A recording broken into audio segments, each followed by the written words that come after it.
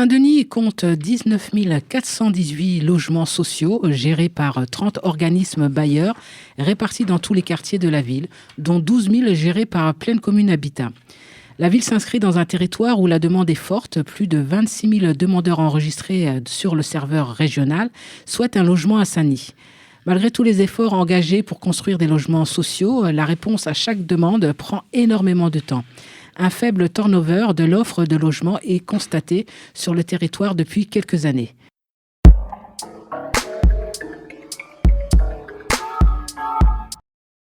Que proposez-vous pour faciliter l'accès au logement pour tous ?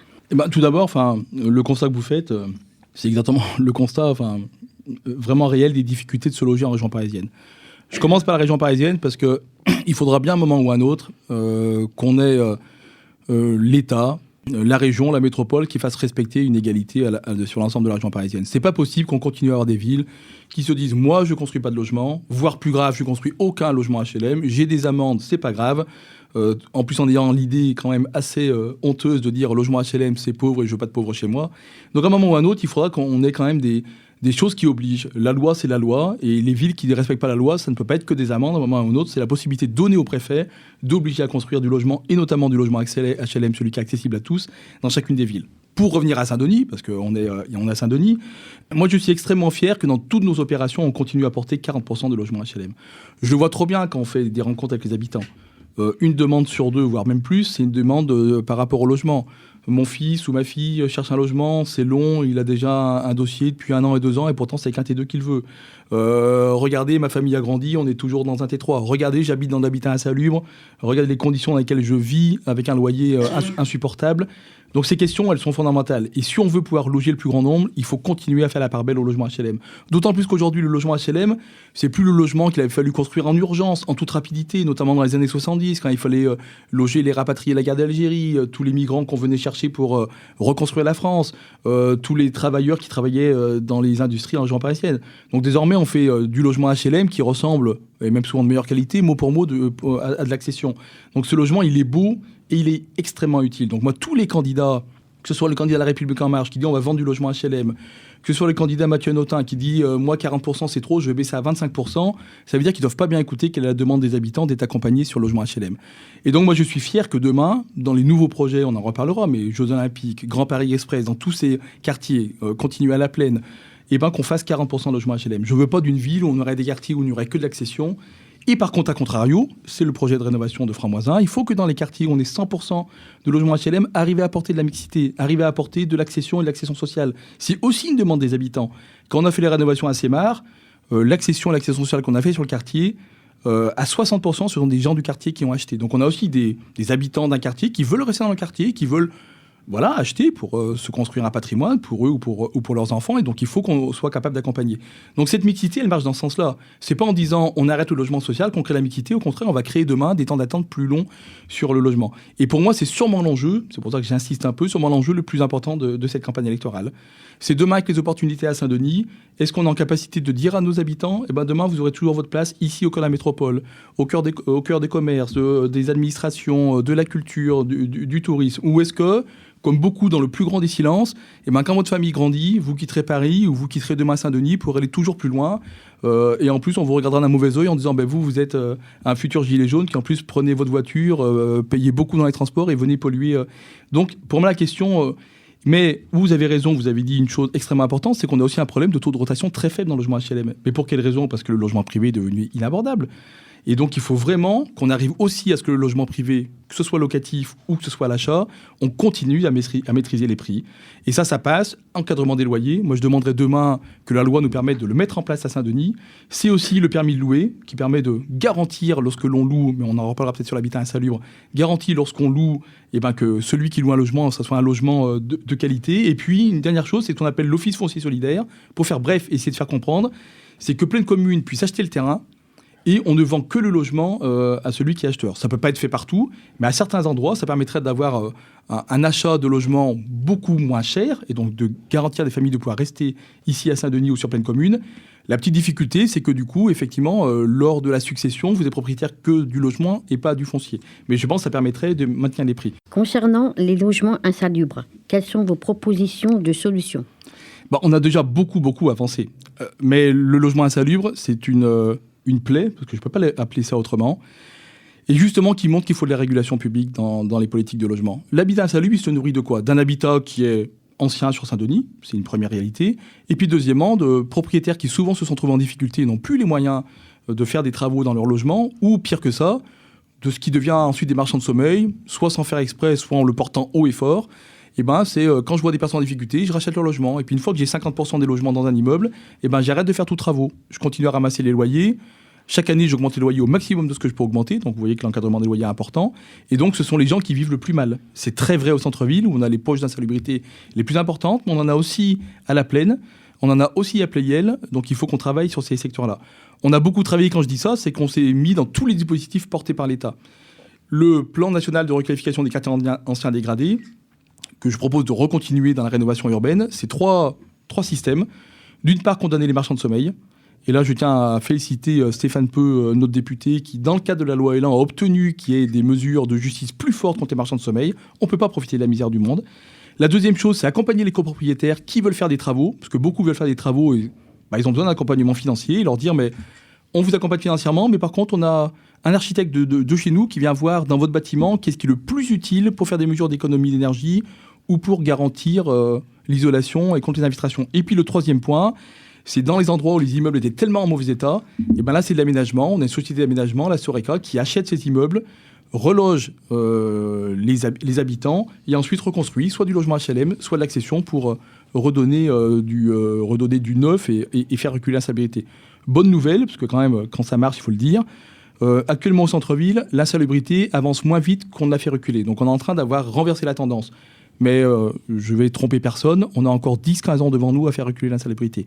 Et ce qui est vrai aujourd'hui à Saint-Denis, on l'a vu aussi à Marseille, sera vrai demain en Grande Couronne. Parce que les mêmes phénomènes commencent déjà à exister dans certains pavillons de Grande Couronne parisienne. Et donc il faut que ça devienne un enjeu national et il faut que toutes les villes soient mieux accompagnées dans cet enjeu-là.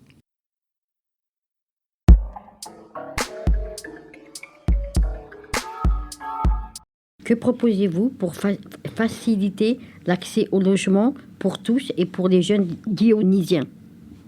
Alors, c'est assez simple, c'est-à-dire que commençons par préserver le logement social. Voilà, donc ça veut dire que nous, par exemple, on est opposé à tous les processus de démolition des logements sociaux. Pour une raison simple, c'est que vous avez plusieurs architectes d'ailleurs qui ont travaillé sur la question et qui aujourd'hui font savoir que les démolitions, déjà, ça coûte cher. 2, on construit des surfaces moins importantes. Troisièmement, ça coûte à la fois en location plus cher pour les gens. Et quatrièmement, c'est, y compris sur le plan économique, pas forcément toujours très intéressant. Donc nous sommes, par exemple, très mobilisés sur le secteur de Franc-Moisin, dans le cadre de l'ANRU, où il y a 500 logements qui risquent d'être démolis. Mais les logements dont on parle, ce ne sont pas des logements insalubres. Ce sont des logements qui sont démolis au titre de la logique de l'ANRU. L'ANRU considérant qu'en fin de compte, il faut désenclaver le quartier, et pour désenclaver le quartier, il faut démolir. Mais la question du désenclavement du quartier ne se fait pas uniquement par la démolition, puisque l'histoire a été faite sur le fait qu'à un moment donné, vous pouvez aussi requalifier un quartier de meilleure qualité en gardant les populations sur place. Donc ça, c'est la meilleure chose, c'est de dire il faut absolument qu'on maintienne le logement social. Pourquoi? Parce que 80% de la population de Saint-Denis relève du logement social. D'accord? 80%. C'est pas moi qui le dis. Moi, je suis moi-même un enfant du logement social. Et ce qui est scandaleux, c'est que certains font le lien entre le logement social et la situation sociale des gens. Les gens peuvent être en difficulté, soit, mais les gens peuvent être dans le logement social et forcément ne pas être en difficulté. Je suis issu d'une famille, on est 9, et la grande majorité de mes frères et sœurs vivent plutôt bien. On n'a pas été, on n'est pas plus délinquants que ça. Donc voilà. Donc il faut casser le coup à ça. Pourquoi? Parce que si, et c'est le débat qui est venu autour du logement social, parce que le logement social, c'est manque de mixité. Mais ceux qui aujourd'hui refusent de venir sur nos quartiers, c'est eux qui sont responsables du fait qu'on se retrouve entre nous. Donc on ne peut pas pointer la responsabilité de ceux qui sont là en disant de parler des autres. Mixité sociale, ça veut dire quoi? C'est en réalité, on dit qu'il y a un certain nombre de populations qui sont beaucoup trop nombreuses dans un quartier donné et qu'il faut en remettre d'autres. Et donc, c'est-à-dire qu'il faut en remettre d'autres, c'est-à-dire qu'il faut qu'il y en ait d'autres qui partent. C'est pour ça que sur Franc-Moisin, par exemple, vous avez 70% de gens qui sont éligibles donc, au PLAI, donc, qui est le logement le plus bas en termes d'accès, mais parce que derrière, les gens n'ont pas les situations financières. Donc, voilà. La deuxième chose, c'est que le projet, il vise à réduire, c'est-à-dire de passer de 70% à 25%. Ce qui veut dire que, clairement, vous avez le changement de la population.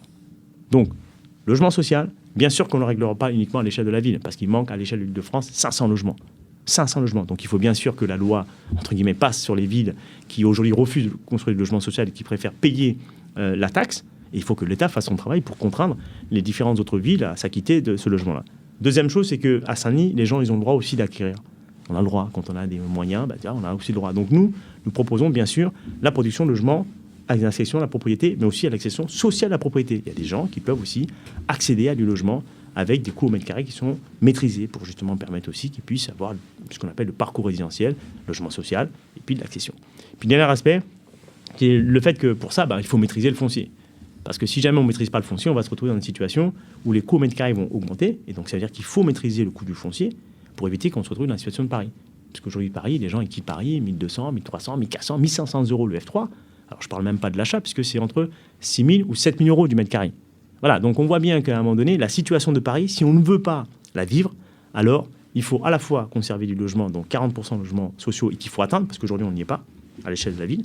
Et deuxièmement, bien sûr, conserver le logement, ce qu'on appelle les 60% du logement d'accession diversifiée, propriété, accession sociale, et toutes les variantes qui existent, et les coopératives d'ailleurs aussi, pour justement permettre à ce que tous les Dionysiens, modestes, moins modestes, moyennes, et puis les couches un peu aisées, puissent vivre dignement sur la ville, quoi.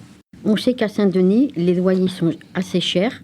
Êtes-vous pour l'encadrement des loyers? Moi, je suis pour l'encadrement des loyers. Je suis pour l'encadrement des loyers, je suis sur un principe basique, alors qu'on n'a pas encore gagné. C'est le fait que l'on part du principe que pour un salarié, on ne puisse pas consacrer plus d'un tiers de son salaire. Aujourd'hui, il y a des gens qui mettent 2 tiers de leur salaire dans le loyer. 2 tiers. Et encore, je ne rajoute pas les charges et tout ça. Donc on voit bien que si jamais on continue, on laisse le cours naturel des choses se faire, on sait très bien qu'on va reproduire en réalité les schémas des bilans de vie qu'on a connus. C'est ça en fait qui est en train de se passer.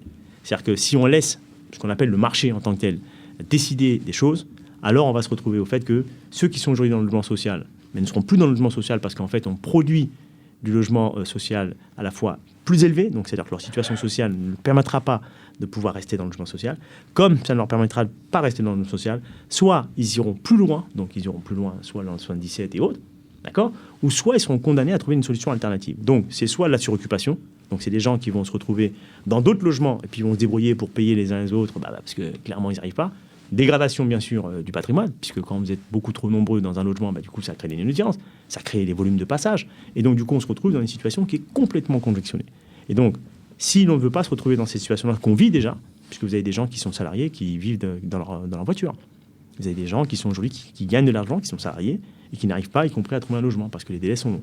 Donc dans ces exercices-là, il faut la production de logement, mais il faut aussi de la transparence. Parce que moi, j'entends ici ou là, ouais, mais non, moi j'ai eu mon logement par-ci, j'ai eu mon logement là, voilà. Donc il faut la transparence. C'est-à-dire que dans les commissions d'attribution, il faut que les choses soient suffisamment claires. Et c'est parce qu'on fait des commissions qu'en réalité, on gère la rareté. On fait des commissions pourquoi? Parce que derrière, il n'y a pas suffisamment de logement. Et donc on essaye, sous une forme institutionnelle, d'expliquer aux gens, oui, mais toi, tu n'es pas prioritaire parce qu'un tel est prioritaire, mais c'est parce que le fond du problème, il n'y a pas suffisamment de logements. Donc il faut produire des logements, et tous ceux qui consistent à dire non, il faut arrêter de produire le logement, en fait, c'est des irresponsables. Parce que la ville de Saint-Denis, à terme, on est 120 000 habitants. Horizon 10 ans, on sera 150 000. Et c'est pas on produit le logement parce qu'on veut que les gens viennent. Non, on produit le logement parce qu'en réalité, il y a déjà des gens qui sont ici. Si vous ne produisez pas de logement pour répondre à leurs besoins, ça a été dit, il y a 12 000 demandeurs de logement qui sont en attente. Mais la majorité, c'est des gens qui sont ici. Bon, on est 9 dans la famille. Heureusement que j'ai pu avoir un logement, et c'est pas d'ailleurs par la ville, puisque j'ai eu par le 1% patronal de la RATP, j'ai attendu bien longtemps avant d'avoir le mien. Donc si on le fait pas, alors c'est-à-dire que du coup, on crée les conditions pour que les logements soient suroccupés. Mais si les logements sont suroccupés, alors du coup, vous aurez d'autres problématiques. Donc c'est irresponsable de dire il faut arrêter de production de logements. C'est irresponsable que de dire il faut, entre guillemets, je vais dire, ne pas construire de logements sociaux, parce que ne pas construire de logements sociaux, c'est dire à une partie de la population de dire que vous n'avez pas à rester ici. Concernant les logements insalubres, quelles sont vos propositions de solutions? Sur le logement insalubre, voilà, par exemple. Alors, aujourd'hui, on a ce qu'on appelle l'agence foncière qui a été créée pour justement aller racheter les immeubles qui sont insalubres et tout ça. Donc, il y a une vraie réalité là aujourd'hui sur les logements insalubres. Principalement, ces logements sont liés à des gens qui ont acheté il y a très très longtemps, et très souvent en économisant le peu d'économies qu'ils avaient pour pouvoir acheter, et ensuite ils ont été en incapacité pour entretenir leur patrimoine. Voilà, c'est ça la réalité du truc. Et je ne parle pas des marchands de sommeil, parce que dedans il y a aussi des marchands de sommeil, des gens qui ont exploité des gens, qui ont quasi vendu la mort à des gens dans les logements qui sont déjà pas possibles. Il y a 2 éléments importants. Un, il va falloir poursuivre à la fois, je veux dire, tous les marchands de sommeil. Donc ça, c'est l'instrument de la loi, ça met du temps. Mais pendant qu'on fait ça, il faut qu'on puisse aussi réhabiliter.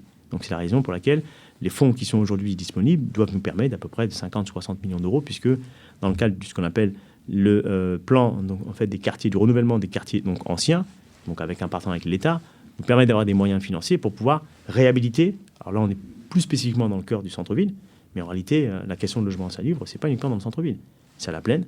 La plaine sur toute l'avenue Wilson, tout ce secteur-là, c'est des anciens immeubles qui sont dans un état pas possible. Mais il faut qu'on soit en capacité, et là, on ne peut pas le faire sans l'État, d'avoir des moyens renforcés pour pouvoir rattraper le retard que nous avons. Centre-ville, on est en train de consolider. Il faut continuer à racheter, démolir, reconstruire dans certains cas.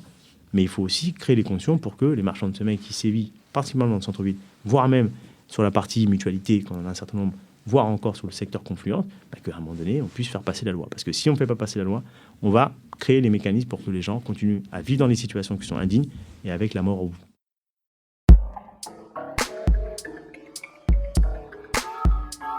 Que proposez-vous pour faciliter l'accès au logement pour tous et pour les jeunes dionysiens? Il n'y a pas assez de logements sociaux en Île-de-France en général. Il y a un problème d'offre globale qui est valable à Saint-Denis, qui est valable ailleurs. On ne trouvera pas la solution à ce problème qu'à Saint-Denis. Parce que pour dire les choses, plus vous construisez, plus vous avez de demandes. Donc en fait, c'est une sorte de puissant fond si on ne construit qu'à Saint-Denis. Donc la stratégie logement, d'abord, il faut dire qu'elle est forcément régionale ou au moins métropolitaine. Voilà, sinon, ça ne marchera pas. Ça ne marchera jamais. Et il faut que chacun prenne sa part. Et Saint-Denis ne doit pas être le territoire spécialisé dans l'accueil uniquement des logements sociaux et des logements sociaux pour les personnes les plus en difficulté en particulier. Donc voilà, donc c'est une fois qu'on a dit ça, écoutez, la première des choses à faire, quand on est en situation de déficit, comme on l'est à l'échelle de l'Île-de-France, eh bien c'est la transparence. Parce qu'il n'y a rien de pire que quand on est dans une situation compliquée comme la nôtre, qu'il y ait un sentiment profond d'injustice qui soit ancré, que tout le monde n'est pas traité de la même manière, que certains sont prioritaires sur d'autres pour des mauvaises raisons. Aujourd'hui, ça fait 6 ans qu'on le dénonce, les élus d'opposition, Adrien Delacroix, Corentin Dupré au conseil municipal en particulier. Il n'y a pas de commission de désignation à la mairie de Saint-Denis. C'est que sur le quota de la mairie de Saint-Denis, quand la mairie de Saint-Denis envoie des candidats au bailleur, eh bien, personne ne sait comment ces 3 candidats sont désignés. In fine, c'est le bailleur qui a le dernier mot sur les 3 candidats, mais sur les 3 candidats que vous envoyez, c'est le flou artistique complet. Ça n'existe que à Saint-Denis. Bon, ça doit changer, et ça changera, et on mettra en place un système de cotation qui objectivera les situations, où chacun, en fonction de sa situation personnelle, aura un certain nombre de points qui lui permettra d'avoir ce sentiment de savoir pourquoi il est prioritaire ou pas. Écoutez, je veux dire, on n'invente rien. Celui qui a mis ça en place à Paris, il est communiste, et il s'appelle Monsieur Yann Brossat. Donc, je n'ai pas la prétention de réinventer quelque chose de complètement nouveau, mais quand on est en situation de difficulté, l'impératif de justice, il passe avant les autres, et c'est ça qu'on mettra en place en premier lieu. Sur la construction de nouveaux logements sociaux, nous, on continuera à le faire. Moi, je l'ai dit, dans toutes les nouvelles ZAC, etc., qui se construiront, on construira du logement social. J'ai juste dit qu'on arrêterait le principe même que par principe, il fallait qu'il y ait au moins 40% de logements sociaux. On adaptera, donc en volume, pendant notre mandat, le nombre de logements sociaux va continuer d'augmenter. Mais par contre, on arrêtera le principe que c'est de dire 40% au minimum partout. Honnêtement, si demain on fait une ZAC dans un quartier où il y a déjà énormément de logements sociaux, on en fera peut-être un petit peu moins, parce qu'on croit beaucoup aussi qu'il faut un équilibre à un moment donné. Et c'est d'ailleurs le titre de notre liste, Notre Saint-Denis pour une ville équilibrée. Mais par rapport à tous les mensonges qui circulent, je voulais rassurer vos auditeurs, il n'y a en aucun cas dans notre optique, et quand même si on voulait le faire, on ne pourrait pas le faire, de détruire les logements sociaux pour déplacer par dizaines de milliers, je ne sais pas quoi, les populations, et pour faire venir des wagons entiers d'autres populations et remplacer la population de Saint-Denis.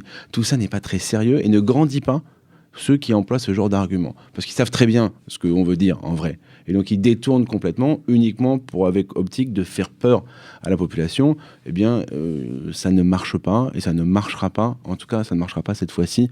J'en suis certain. On sait qu'à Saint-Denis, les loyers sont assez chers. Êtes-vous pour l'encadrement des loyers? Absolument. Et je suis même fait partie des députés qui ont permis son existence dans le cadre de la loi que nous avons votée avec Cécile Duflot, la loi Allure à l'époque. Moi, j'ai beaucoup travaillé sur cette loi. J'ai été un des initiateurs, par exemple, du permis de louer. qui s'applique dans le centre-ville aujourd'hui.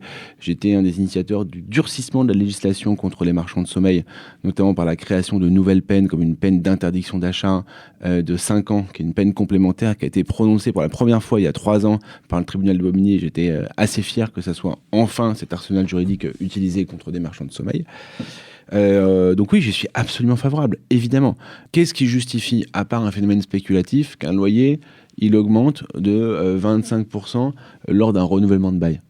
Rien. S'il y a des travaux, pourquoi pas? S'il y a une amélioration qualitative, pourquoi pas? Si c'est juste pour répondre à un phénomène spéculatif, là, ce n'est pas possible. Enfin, ça ne devrait pas être possible, excusez-moi. Voilà. Et nous, en tout cas, dès que nous le pourrons, nous le mettrons en place. Et je souhaite par contre qu'on le mette en place de manière concertée, dans une optique métropolitaine, avec un maximum de villes du Grand Paris, quoi. Concernant les logements insalubres, quelles sont vos propositions de solutions? Déjà, ce qui serait bien, c'est qu'on se donne les moyens de faire en sorte que l'insalubrité arrête de progresser. Parce que c'est quand même ça le drame de Saint-Denis ces 30 dernières années, c'est que l'insalubrité n'a eu de cesse. Et alors, je reformule un petit peu. C'est pas tout à fait l'insalubrité, mais on va dire les logements indécents. Si on se réfère au décret de 2002, qui est plus large que la référence stricte de l'insalubrité. Mais oui, on a des logements de très très très mauvaise qualité et malheureusement, c'est un phénomène dynamique, c'est qu'on a des immeubles qui étaient sur la corde raide et qui basculent du mauvais côté. Il faut qu'on agisse avec le public, évidemment, dans des opérations, notamment dans le centre-ville, parce que c'est là où il y a quand même une grande masse, mais pas que, il faut pas oublier que c'est aussi notamment dans les quartiers pavillonnaires, on a des problèmes de pavillons qui sont rachetés et qui sont divisés. C'est un phénomène qui existe beaucoup à Pierrefitte et qui est en train de se développer dans nos quartiers, contre lequel il faut lutter. On a aussi un arsenal législatif pour le faire. Il faut résorber le logement insalubre. Donc là, il y a 2 choses. Il y a 1, comment est-ce qu'on agit avec le public, et 2, comment est-ce qu'on crée une forme d'intérêt à agir pour le privé, parce que le public ne pourra pas tout faire, pour qu'il y ait des privés qui viennent investir pour racheter, réhabiliter et, j'allais dire, normaliser des situations dans lesquelles il n'y aurait jamais dû avoir en plein centre-ville, dans des immeubles anciens haussmanniens, il n'y aurait jamais dû avoir du logement insalubre à cet endroit-là. Donc, il y a ces 2 phénomènes-là. Puis après, il faut essayer de couper le robinet du logement insalubre. Le secret, il est là. C'est que si on fait que traiter la conséquence, en fait, dans 10 ans, on fera le même constat, parce qu'on aura certes réglé des situations, mais il y aura 10 immeubles, 15 immeubles, 30 immeubles de plus qui auront basculé dans le logement indécent. Là, on n'est pas du tout au niveau, excusez-moi de le dire. Enfin, je veux dire, je voudrais que chacun des auditeurs reconnaisse les chiffres. La réalité, c'est qu'on a on a une mairie qui se dit, qui est très forte en communication pour afficher des grands panneaux « Je lutte contre Saint-Denis, lutte contre l'insalubrité ». Moi, je voudrais bien que chacun connaisse la réalité des chiffres. La réalité, c'est qu'au moment où je vous parle, théoriquement, dans le service communal d'hygiène, il y a théoriquement 7 inspecteurs, et en réalité, en poste, il n'y en a que 3 pour l'ensemble de la ville de Saint-Denis. Donc ça, c'est les chiffres réels. Donc moi, je l'ai dit, nous doublerons, donc pas sur 3, hein, sur 7, au moins doubler. Donc en gros, on passera au moins rapidement à 15 le nombre d'inspecteurs. Parce que si on veut lutter efficacement, il faut d'abord connaître la réalité, dans le détail, précisément. Il faut qu'on ait un observatoire, et parce que c'est une matière, entre guillemets, vivante, et donc c'est une matière qui évolue, donc il faut passer, il faut repasser. On ne peut plus avoir des délais qui sont de plusieurs mois, voire de plusieurs années, pour avoir un rapport qui permet d'avoir un DALO, d'insalubrité, etc., etc. Tout ça, c'est vraiment quelque chose de prioritaire. Quand on aura ces inspecteurs derrière, et qu'on aura cette meilleure connaissance, et qu'on pourra jouer sur le permis de louer, quand on aura ces moyens en plus, on pourra, et c'est ce à quoi moi je crois beaucoup aussi, mettre en place une action municipale d'urgence sur une multiplication des travaux d'office. Voilà, des travaux d'office, c'est quand il y a un danger dans un immeuble, la mairie elle se substitue, elle vient, et on pourra aller plus loin que juste de simples étayages, sachant que ces travaux d'office, la mairie se les fait rembourser après. Hein. Je le dis pour nos concitoyens qui seraient aussi inquiets qu'on dépense de l'argent. Donc on peut se les faire rembourser par la copropriété qui aurait dû le faire par elle-même.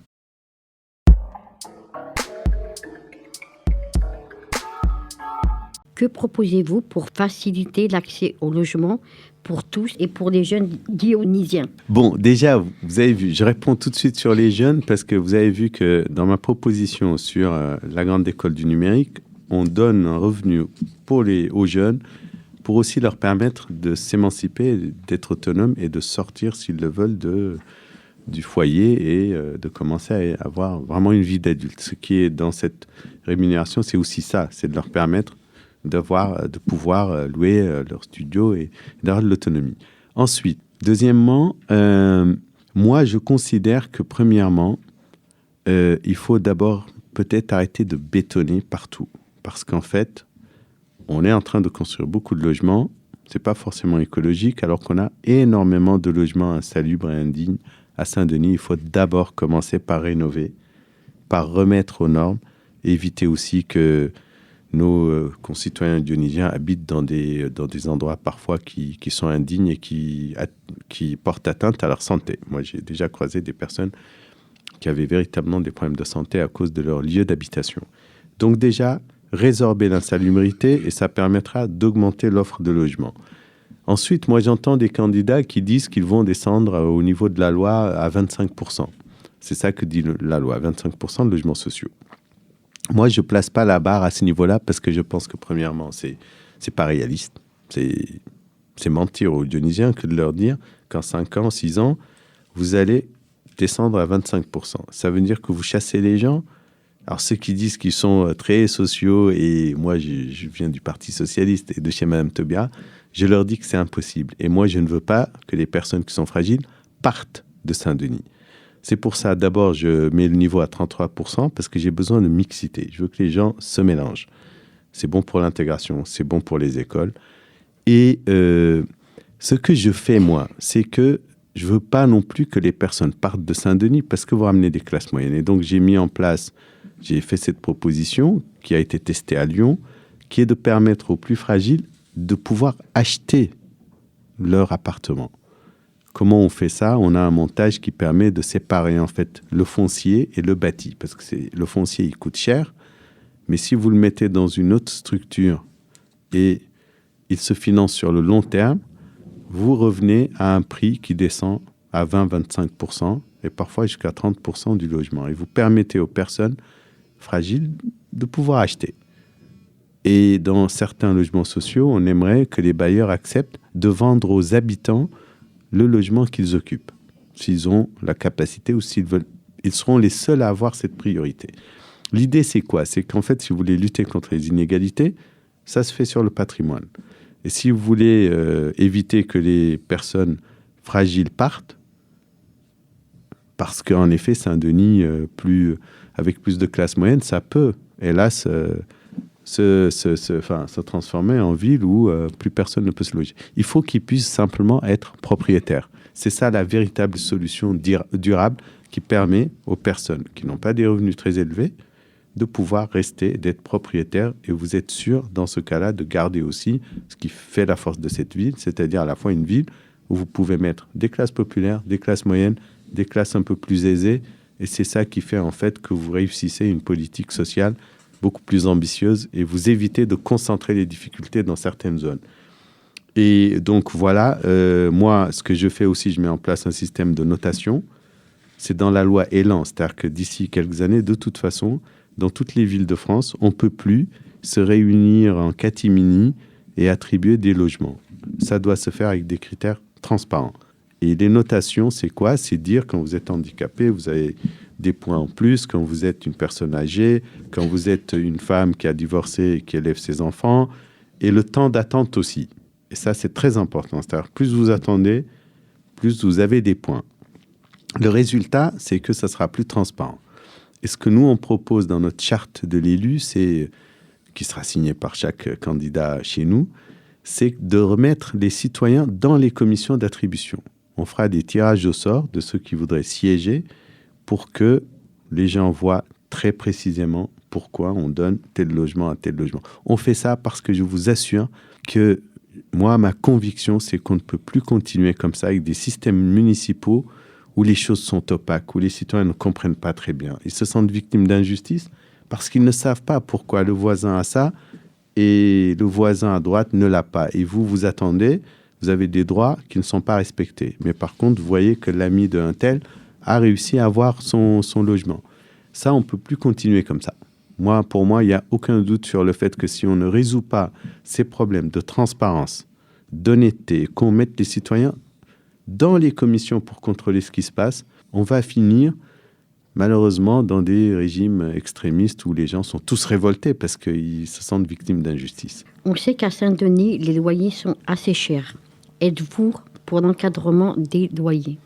Moi, je suis totalement pour l'encadrement des loyers. Sachez que déjà, Saint-Denis est considéré comme une zone tendue. C'est-à-dire qu'on ne peut pas déjà faire n'importe quoi. C'est-à-dire que quand quelqu'un sort de son logement et si le propriétaire veut augmenter le loyer, il ne peut pas l'augmenter au-delà d'un indice qui est défini par l'INSEE. Mais il y a un encadrement plus fort à mettre en place. Et moi, je serais candidat à ce que Saint-Denis encadre ses loyers, sachant qu'il y a une des choses aussi qui fait que les loyers augmentent, c'est les taxes. La taxe d'habitation est en train de, petit à petit, d'être supprimée. Mais moi, je voudrais qu'on arrête le niveau de plus en plus élevé de la taxe foncière. Parce que, d'abord, ça pénalise les propriétaires, mais ça se répercute sur les locataires. Parce que quand vous augmentez les taxes, que fait le locataire? Il le répercute sur le propriétaire, il le répercute sur le locataire. Et on est arrivé à un niveau très, très élevé. C'est une des villes en France qui a le plus augmenté sa taxe foncière ces 10 dernières années. Regardez dans la presse, ça a été sorti, on est numéro 5, ce qui est un classement très élevé. Concernant les logements insalubres, quelles sont vos propositions de solutions? Ma solution, c'est que d'abord, il faudrait faire du préventif. Ce qui m'étonne beaucoup, j'ai un logement, l'île au Jambon, tout près de chez moi, c'est le fait d'attendre au dernier moment, quand c'est tombé en ruine et que c'est dangereux pour les habitants, pour dire maintenant vous évacuez tous. Vous voyez la dureté en plus humainement de dire aux gens maintenant c'est terminé, vous avez 3 jours pour faire vos valises et partir. Il faut prévenir. Comment on fait ça? On fait un audit de tous les syndics et de tous les logements. Sachez qu'il y a une base de données en fait qui est en train d'être mise en place qui permet de saisir en fait l'état de chaque copropriété. Ça permet déjà de faire une liste de ce qui est prioritaire. Parce qu'aujourd'hui, on agit un peu au cas par cas. Quand on voit que tel endroit va s'écrouler, on dit stop, arrêtez de péril, on évacue les gens, etc. Quand on gère bien une ville, on fait de la planification. La bonne vieille planification a du bien parce que ça permet d'avoir sous les yeux là où ça va pas. Et ça vous permet donc de dépenser moins. Parce que quand vous arrivez à la fin et que vous êtes obligé d'évacuer les gens et de démolir, c'est ce qui est arrivé récemment, vous en avez un peu partout. Vous êtes obligé de tout démolir et de tout reconstruire. Alors que si vous aviez agi il y a quelques années, vous auriez payé peut-être le tiers du prix. L'île au Jambon dont je parle, en 2002-2003, il y avait déjà un arrêté qui disait « Attention, cet immeuble a des problèmes ». On attend 17 ans pour le démolir et donc le temps de le reconstruire. Vous avez perdu des logements, vous avez mis en difficulté les familles parce que vous êtes obligé de les reloger peut-être à des endroits très loin où leurs enfants sont scolarisés. Donc, vous avez une quantité de problèmes qui se produisent comme ça. Et donc, nous, notre idée, c'est qu'il faut d'abord prévenir, planifier, aider les copropriétaires. Et quand vraiment vous n'y arrivez pas, vous vous substituez. Parce que la loi permet de dire à un moment, on fait les travaux à votre place et ce sont les propriétaires qui payent. Parce qu'à un moment donné, ils n'ont pas pris non plus la responsabilité de payer les charges et de faire les travaux nécessaires. Alors, justement, encore un point sur ces logements, parce que là, vous parlez de copropriété, quand c'est des copropriétaires, mais notamment, je parle aussi alors au-delà des marchands de sommeil, qui est un autre sujet, mais par exemple de petits propriétaires privés, et finalement qui n'ont pas les moyens de faire les réparations nécessaires. Donc, vous dites éventuellement la ville peut se substituer, mais en même temps, est-ce que c'est un pouvoir du maire, ça, de pouvoir le faire ? Oui, mais le pouvoir du maire de substitution, c'est quand vous êtes à la limite de ce qui est acceptable. C'est-à-dire que, typiquement, quand vous avez des marchands de sommeil, quand l'immeuble est dégradé, qu'il devient dangereux, qu'en termes d'isolation, il est problématique, là, vous avez une alerte parce que vous êtes en train de mettre en danger la santé des habitants. Mais avant, on peut aider les propriétaires de plein de façons. Par exemple, nous, on aime bien l'idée des guichets uniques. Un guichet unique, c'est quoi? C'est quand vous arrivez, on vous aide de A à Z. On vous aide à trouver les financements, parce que vous avez des financements de l'État qui sont là pour aider les copropriétés en difficulté. C'est quelques milliards et il faut aller les chercher. Parce que souvent, d'ailleurs, vous avez des aides comme ça il y a peu de collectivités ou de copropriétaires qui vont chercher ça parce que c'est très compliqué. Il y a des formulaires à remplir, etc. Donc déjà, aider les gens à aller chercher ces financements. Deuxièmement, les mettre en lien avec des artisans qui soient fiables et qui aient de bons tarifs. C'est l'idée que je développais tout à l'heure sur le fait que référencer les artisans, ça permet de dire, voilà les aides qui sont disponibles, voilà ce que peut faire la municipalité, parce qu'il faudrait aussi un fonds pour aider ces propriétés en difficulté. Et donc ces outils-là, il y a des mairies qui ont ce que je vous dis là, par ailleurs, c'est pas du tout de la théorie. On a regardé partout ce qui marchait. Je l'avais annoncé dès le début de ma campagne. Ce qu'on voudrait faire pour Saint-Denis, c'est de ne pas réinventer la poudre ou d'écrire un projet dans sa chambre et de sortir et de dire voilà le projet. C'est d'écouter les citoyens et de regarder partout en France et même à l'étranger ce qui a marché et de le ramener ici. Ça permet d'être sûr au moins qu'on n'est pas en train d'inventer ou d'expérimenter un dispositif qui ne marche pas. Et donc c'est ça qu'on fera.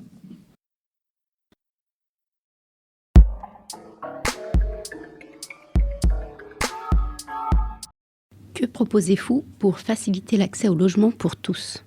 La construction de logements sociaux et le maintien et le développement et la création d'un service public du logement parce que comme vous le soulignez, il y a 30 bailleurs. Alors évidemment, le plus important, c'est PCH, mais il y en a quand même beaucoup d'autres et qui peuvent se transformer en sacrés voleurs et racketteurs parce que quand on voit les prix d'un certain nombre de logements sociaux, on ne voit pas bien ce qu'ils ont de social à part le fait d'être peu entretenus, parce qu'en règle générale, c'est aussi ça qui va avec chez ces bailleurs-là.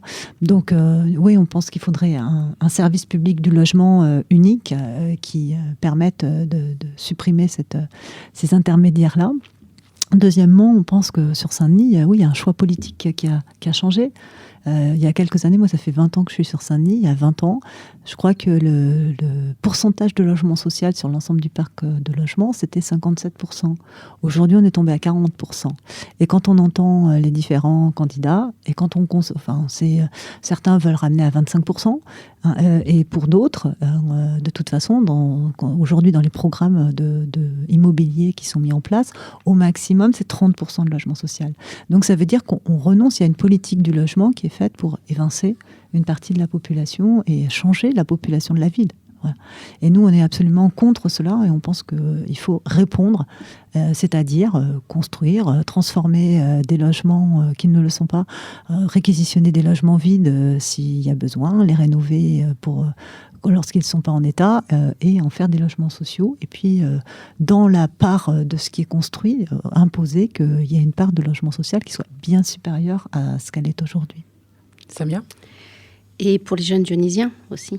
Bien sûr, parce que l'enjeu, c'est la possibilité pour les jeunes de pouvoir quitter leur famille, par exemple, de pouvoir s'installer, voler de leurs propres ailes. Et évidemment, c'est un enjeu très important. Il y avait, il y a quelques années ici, je crois, un foyer de jeunes travailleurs qui a disparu, comme disparaissent la quasi-totalité des foyers de jeunes travailleurs dans ce pays. Alors le foyer, ça peut être transitoire, et c'est important, parce qu'en plus, il y a énormément de jeunes qui sont sans foyer, sans hébergement. Il y a de plus en plus de jeunes qui sont à la rue, en proportion. Et par exemple, dans mon établissement, on a beaucoup de jeunes qui se retrouvent rejetés à la rue sans solution d'hébergement. Donc, des foyers de jeunes travailleurs, oui, ça nous semblerait la première des choses. Et puis après, c'est effectivement dans la construction de logements sociaux, d'avoir un quota qui permette d'héberger. Et justement, qui dit logement dit loyer. Samia ? Les loyers sont assez chers à Saint-Denis. Ouais. Êtes-vous pour l'encadrement des loyers ? Bien sûr. Pour nous, dans notre programme, le loyer ne devrait pas dépasser 20% du revenu d'une famille. Si jamais si on réfléchissait à ce que devrait être le loyer, aujourd'hui c'est complètement disproportionné et surtout ça représente une proportion quand on a des loyers à 600-700 euros dans les logements sociaux alors qu'on a un SMIC à 1200 euros, c'est juste inabordable et inaccessible, c'est pas possible. C'est bien. Et concernant les logements insalubres, quelles sont vos propositions de solutions ? En détruire certains sûrement, à condition de reloger les gens qui sont à l'intérieur, c'est-à-dire sans, quel que soit par ailleurs le statut des personnes. Alors, il y a des gens qui peuvent occuper sans bail à certains moments des logements ou avoir perdu un bail parce que on en connaît tous et toutes des situations d'immeubles sur la ville qui ont de drôles de pérégrinations et d'histoires. Donc reloger les habitants, mais là encore, ça veut dire avoir du logement social qui soit disponible pour pouvoir offrir cette solution-là, ce qui n'est pas le cas aujourd'hui. Donc ça pose un problème, à minima, d'avoir des solutions d'hébergement transitoires pendant la rénovation.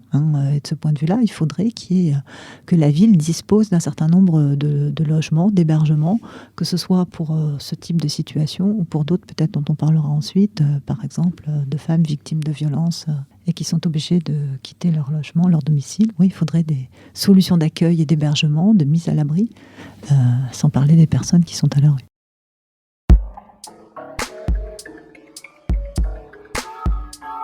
Que proposez-vous pour faciliter l'accès au logement pour tous ? C'est un sujet, pour être honnête, c'est un sujet extrêmement complexe, comme beaucoup d'autres. La question du logement. Alors, j'y suis, comment dirais-je, très attaché, à la fois parce que enfant, j'ai grandi dans du logement social.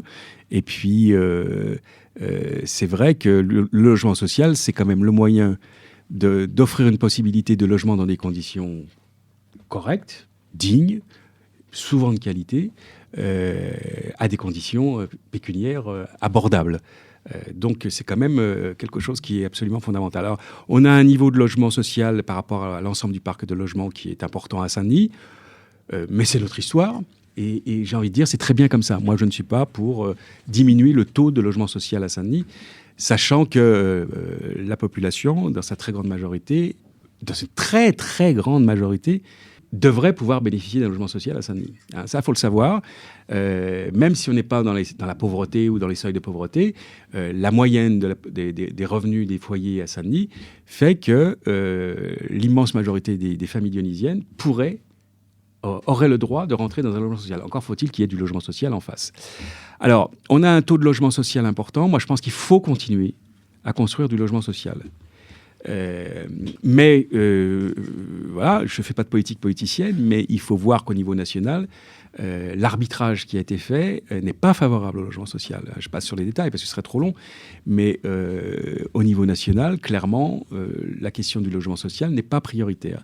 Donc ça a mis en difficulté les bailleurs, dont les bailleurs sociaux, bien sûr, qui sont à Saint-Denis, dont le principal, vous avez raison de le rappeler, Pleine Commune Habitat, 12 000 logements sociaux, est en situation financière aujourd'hui saine à l'instant T, mais qui peut basculer, qui va basculer assez rapidement si elle reste avec la même politique. Moi, je me suis battu pour dire qu'il fallait ralentir la production de logements, malheureusement, mais si on veut sauver PCH, si on ne veut pas que ce soit un outil qui tombe, qui mette la clé sous la porte dans 5-6 ans, parce que c'est cette échéance-là. Et puis après, on serait bien en grande difficulté derrière. Imaginez si PCH devait mettre la clé sous la porte, les conséquences seraient colossales. Donc, c'est pas possible. Donc, il y a aussi des ajustements à faire. Donc, il faut ralentir pendant un temps la construction. Et puis aussi continuer en parallèle l'effort d'entretien de l'habitat actuel. C'est-à-dire la maintenance, le gros entretien, les gros travaux et l'entretien quotidien, bien entendu. Mais ça, c'est maintenant une prioritaire parce qu'on a un bâti qui, voilà, l'effet du temps fait qu'il faut vraiment reprendre ça. Alors, il y a des choses qui ont été faites, attention, il y a eu des rénovations qui ont eu lieu, et des réhabilitations, mais il faut mettre l'accent fondamentalement là-dessus. C'est-à-dire dans l'arbitrage qu'on est financièrement obligé de faire, moi, de mon point de vue, il faut privilégier l'habitat actuel, l'entretien, le remettre à niveau, lutter contre les gâchis énergétiques et ce genre de choses pour essayer de maîtriser la montée des charges, contenir les loyers et le prix à payer, ça va être de réduire. À Saint-Denis, les loyers sont chers. Êtes-vous pour l'encadrement des loyers ? Pour ce qui est du logement social, il est encadré. Le loyer, il est limité. La loi le fixe chaque année. Il y a un taux maximum. Il y a un certain nombre de critères en fonction des quartiers dans lesquels on se trouve, etc. La dernière augmentation qui a été votée, c'était 1,53%, je crois, mais c'était la moyenne sur le territoire. Bon, c'est prévu par la loi, mais ça ne peut pas être plus. Donc, c'est quand même encadré. Sur le secteur privé, bien sûr, sur le principe, sur les valeurs sur lesquelles je suis pour l'encadrement, bien sûr. Après, c'est des sujets complexes, vous savez, c'est facile de dire ça. Vous avez aussi des petits propriétaires qui mettent en location, qui ne sont pas fortunés du tout, et qui, si les loyers restent à un niveau trop faible, ne peuvent pas faire le minimum de travaux nécessaires. Et c'est comme ça que vous retrouvez des copropriétés qui se dégradent. Vous savez, sur le sujet du privé, du secteur privé, c'est très compliqué. Il ne faut pas être dans la catégorie. Il y a des gros propriétaires, alors ceux-là, il ne faut pas avoir d'état d'âme. Mais les autres, c'est beaucoup plus complexe qu'on croit. Mais dans le secteur social, bien sûr, c'est déjà largement sous contrôle. Samia ? Justement, en parlant d'insalubrité, concernant les logements insalubres, quelles sont vos propositions de solutions ? Il y a des solutions là aussi. Il y a le plan national de rénovation des quartiers anciens dégradés, le PNRCAD, qui a été mis en place à partir de 2010. Alors bizarrement, c'est un gouvernement de droite, celui de Sarkozy, qui a mis ça en place. On s'en est saisi à Saint-Denis-Aubervilliers. Il y a eu un gros travail qui a été fait sur le centre-ville de Saint-Denis. Alors il y a les opérations programmées d'amélioration de l'habitat sur tout le territoire de la ville, mais on a concentré dans le cadre du PNRCAD sur Saint-Denis et notamment le quartier Porte de Paris de GTR Gare, où il y a eu des démolitions, reconstructions, il y a eu des restructurations, il y a eu beaucoup de choses qui ont été faites. Il y a pas mal d'immeubles qui ont été faits. Donc il faut accélérer le mouvement pour résorber l'habitat insalubre dans notre centre-ville, qui est le vrai ghetto à Saint-Denis. C'est le centre-ville, le ghetto, c'est pas les cités. Vous avez 40 à 45% de l'habitat privé, qui est en ruine, qui est insalubre.